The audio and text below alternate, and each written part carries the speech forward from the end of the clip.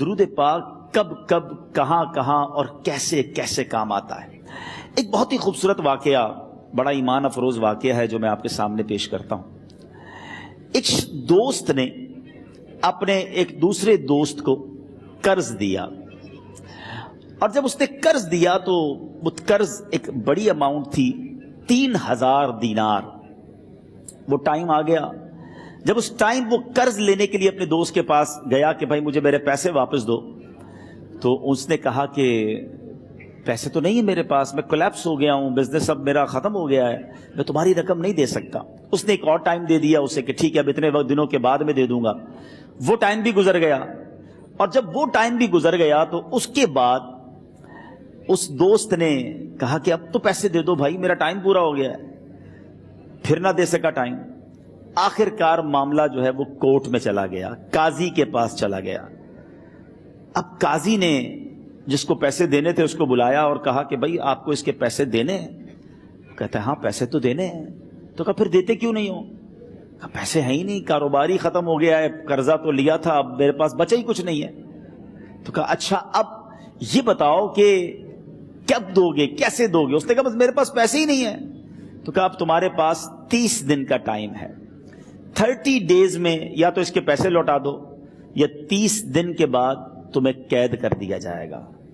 یہ شخص اب گھر آیا، پیسے تو تھے نہیں، مگر شاید علماء نے لکھا کتابوں میں، یہ واقعہ کئی بڑی بڑی کتابوں میں لکھا اور درود پاک کے فضائل کی بڑی بڑی کتابوں میں لکھا، اور اس شخص نے سوچا کہ اس نے ایک حدیث پاک پڑھی ہوئی تھی کہ جس میں نبی پاک علیہ الصلوۃ والسلام نے فرمایا ہے، جس کا مضمون ہے کہ جو شخص پریشان ہو، مصیبت زدہ ہو، اسے چاہیے کہ مجھ پر کثرت سے درود پاک پڑھے، کیونکہ درود پڑھنا مصیبتوں اور پریشانیوں کو لے جاتا ہے۔ اب اس عاشق رسول نے سوچا اور تو کچھ ہے نہیں، اب میں درود پاک پڑھنا شروع کرتا ہوں۔ صبح سے لے کر شام تک وہ درود پاک پڑھنے لگ گیا۔ 27 دن گزر گئے، only 3 days left، 3 دن باقی تھے قاضی کے پاس جانے میں۔ 27 دن گزر گئے درود پڑھتے پڑھتے۔ جب 28ویں رات آئی تو آنکھیں تو بند ہوئیں، مگر خواب میں اسے ایک آواز آئی، گھبراؤ نہیں، تمہارا قرضہ ادا کر دیا جائے گا، تمہارا مسئلہ سالو ہو جائے گا۔ صبح اٹھتا ہے، درود پاک پڑھ رہا ہے، مگر کہتا ہے یہ آواز سے تو مسئلہ حل نہیں ہوگا، پیغام کیا ہے اسے سمجھ نہ آیا۔ 28واں دن گزر گیا، 29ویں رات آ گئی، مگر اب آنکھیں بند ہوئیں اور قسمت جاگ اٹھی۔ نبی پاک صاحب لولاک صلی اللہ تعالی علیہ وسلم خواب میں تشریف لائے، اور پیارے آقا صلی اللہ تعالی علیہ وسلم نے فرمایا گھبراؤ نہیں، علی بن عیسیٰ وزیر کے پاس جاؤ، وہ تمہارا قرضہ ادا کر دے گا۔ اب یہ عاشق رسول صبح اٹھا تو ویری فریش، حشاش بشاش کہ اب تو کام ہو گیا، نبی پاک نے خواب میں آ کر بشارت دی ہے۔ مگر پھر ذہن میں سوال آیا کہ علی بن عیسیٰ کے پاس جاؤں گا تو ثبوت کیا ہے، پروف کیا ہوگا؟ میں جا کر اس کو کہوں گا کہ میرا قرضہ دے دو، تو ایسے تو قرضہ نہیں دے دینا، اور میں نے اس کو کہا کہ مجھے نبی پاک نے خواب میں کہا ہے، اور اس نے اگر مجھ سے کوئی نشانی مانگی تو میں نشانی کیا دوں گا؟ آخری دن تھا، 29واں دن تھا، وہ بھی درود پڑھتے پڑھتے گزر گیا۔ 30th نائٹ آ گئی، صبح وہ دن ہے جب عدالت میں جانا ہے۔ اب اس رات پھر نبی پاک علیہ الصلوۃ والسلام خواب میں تشریف لائے، اور آقا علیہ الصلوۃ والسلام نے فرمایا کہ علی بن عیسیٰ وزیر کے پاس جاؤ، وہ تمہارا قرض ادا کر دے گا۔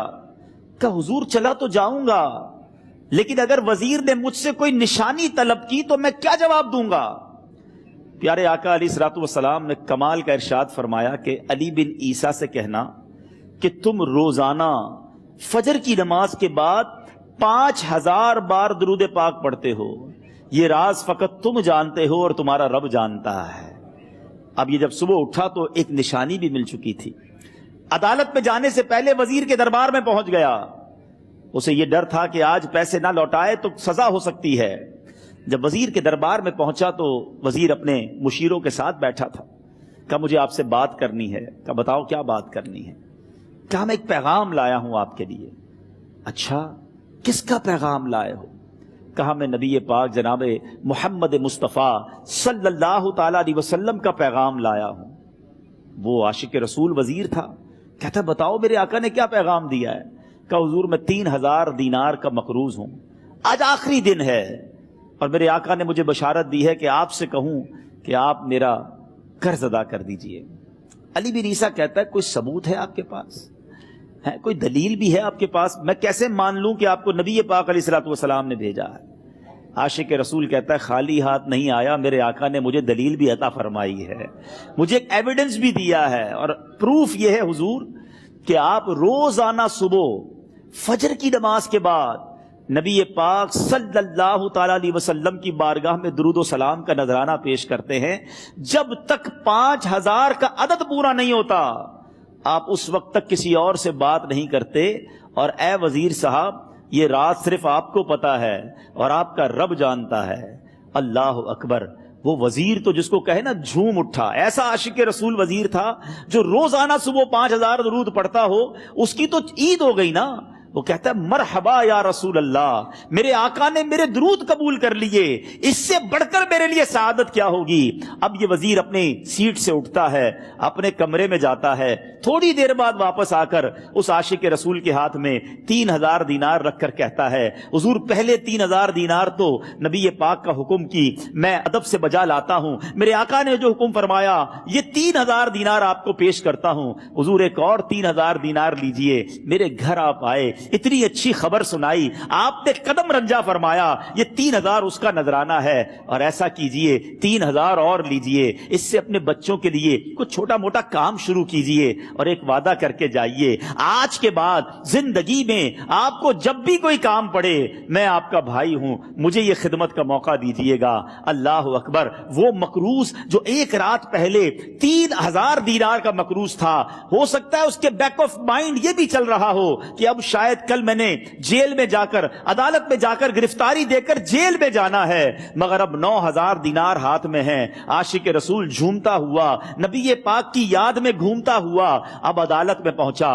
عدالت میں everybody expecting over there کہ آج اس نے آنا ہے اور آ کر کہنا یہی ہے کہ پیسے تو نہیں ہیں، گرفتار کر لو، مگر جا کر اس عاشق رسول نے 3000 دینار جج صاحب کے ہاتھ میں رکھ دیے۔ قاضی کہتا ہے پہلے تو یہ بتاؤ پیسے آئے کدھر سے؟ تم تو کہتے تھے غریب ہوں، تم تو کہتے تھے کاروبار نہیں ہے، ایک مہینے میں اتنی بڑی رقم کا انتظام کیسے ہو گیا؟